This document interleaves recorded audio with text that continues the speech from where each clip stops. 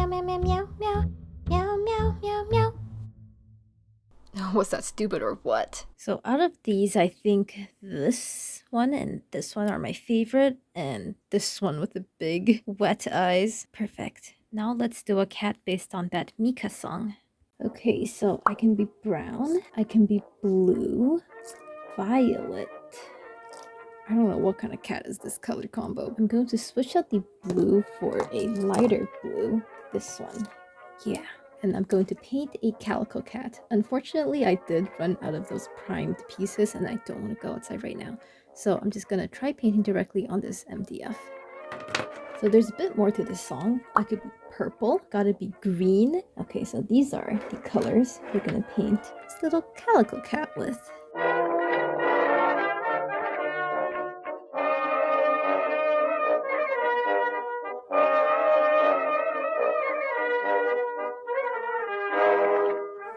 There we go, the Mika Mika cat. So I was gonna go to sleep, but I wasn't entirely satisfied with my crop of pins today. So I decided to draw more. And these ones turned out so much better and cuter. Obviously because I had all these test pieces to begin with, so these are still valuable. It's not like I wasted my time or anything. But anyway, now that I have the process, I feel like I can create much more consistent and cute pins. I painted a Milo and a Mika. There's this other Mika that looks a little strange, so let's just put that aside. And also another Robin. I just painted directly onto the MDF without primer because I didn't want to go outside because it's the middle of the night. And actually, I think the marker went on way better just straight on the raw MDF. So maybe that's just how I'll proceed with these pins in the future. But I'm actually going to go to sleep now. Good night. Earlier, I said I scarfed one of the pins. I feel like I kind of scarfed this one when I was trying to say that I messed it up. And I was Googling it and I couldn't actually find a definition for scarfed that meant messed up. So I don't really know how I came up with that. Is that a real word? Like, is that a slang? Is it in the lexicon of today's youth? Or did my brain just get like its wires crossed? So here's the process. Step 1, I draw in the eyeballs. And then we put in the shade on those eyeballs. And while that's drying, you take the white and add the face patch. And then the pink of the ears. Then we take the gray and start filling in the rest of it.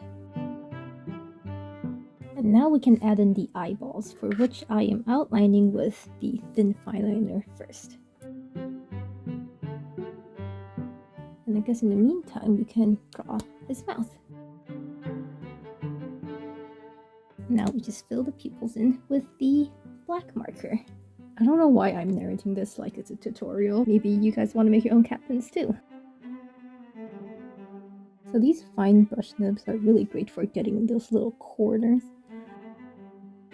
Ta-da! And then once that's dry, I'm gonna add the eyeball highlight, not with white, but with this really bright green color.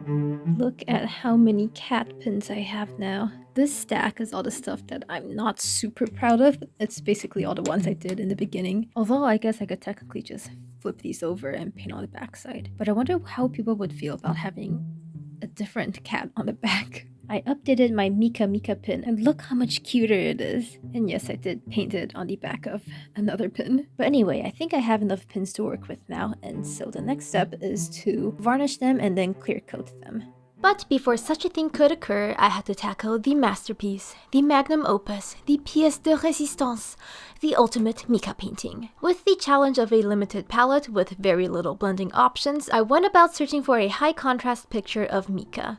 While scrolling through my camera roll, I found this picture that looks eerily like those tennis umpire photos, and also came across some things I wish I had bought, like this weird rice doll and this clown costume pattern pack. Anyway, in the end, it was a toss-up between these two pictures, the lounger or the god. I started sketching out the lounger, did not like it, erased it all, and went with the Mika god, as I should have done from the start, silly me.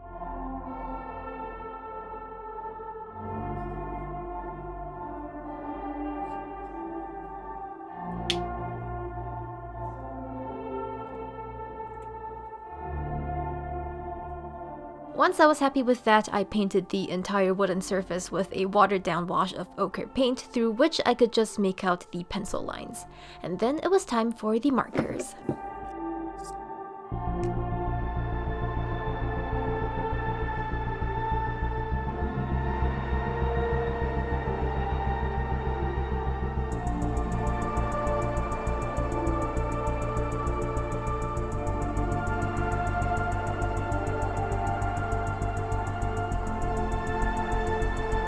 For the cat tree cushion he's sitting on, instead of making it gray, I'm going to make it crimson so that it looks more fancy and regal.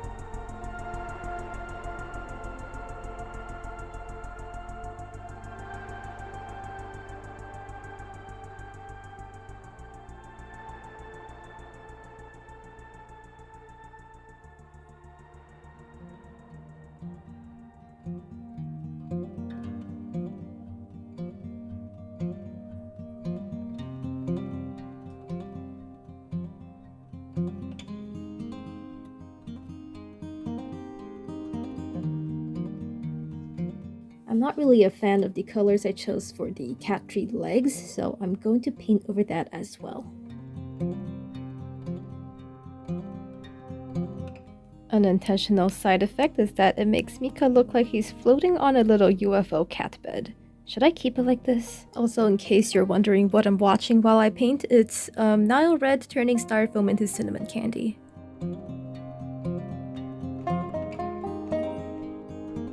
This is like Mika if he was jean jacket.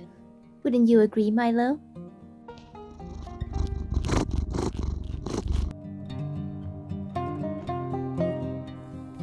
Mika, what do you think?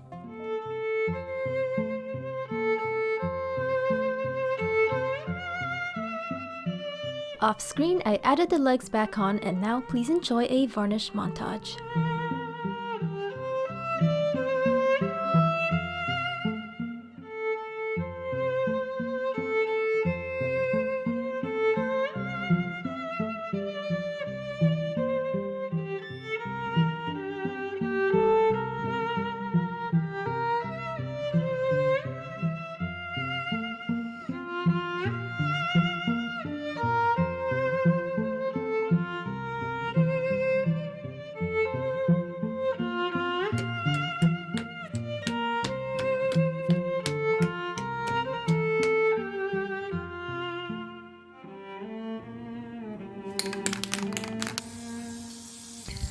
And with that, it is time for the final reveal.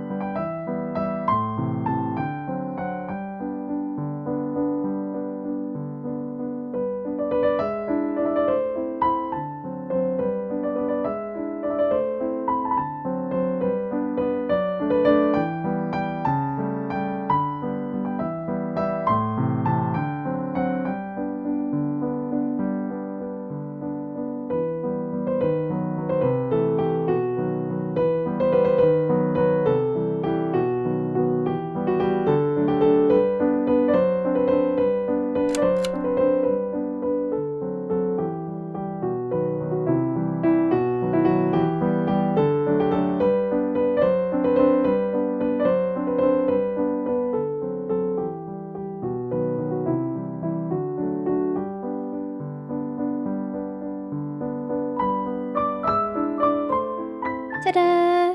I'm so incredibly happy with how everything came out. I think the markers really allowed me to explore a slightly different style than I usually paint in, so that's been really fun to explore. Little clown Mika. You can still very clearly see the texture of the MDF. I'm hoping that once I get the glass over this, it won't really matter. As for the pins, look how cute they are. I love how colorful and bountiful. I put too much Mod Podge on some of them. Like, look at this one. You can see a big blob on her cheek right there. If I were to make these pins again, I would skip the Mod Podging and go straight for the spray varnish. But yeah, otherwise, I will be selling these at some local cons and events. I would love to sell them online, but shipping is kind of scary to figure out. For now, these are just going to be local, in person only. But aside from these pins, I also do have these sparkly cat stickers that I'm also going to have at the same events, but that I'm also going to put on Etsy because I've been planning to do it for a while now and I just haven't really gotten around to it. But this video is what's gonna make me finally do it. So these will be available on my Etsy if you want to grab any of them. No pressure.